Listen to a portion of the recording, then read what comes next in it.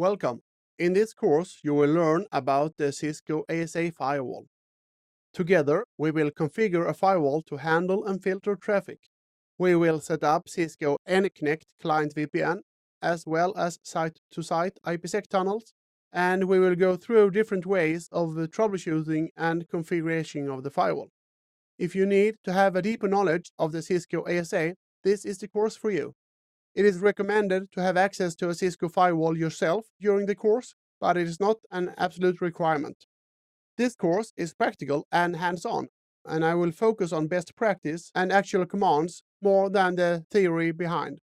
I will use an environment with multiple firewalls together with Windows servers and clients to have an authentic and realistic environment to show you.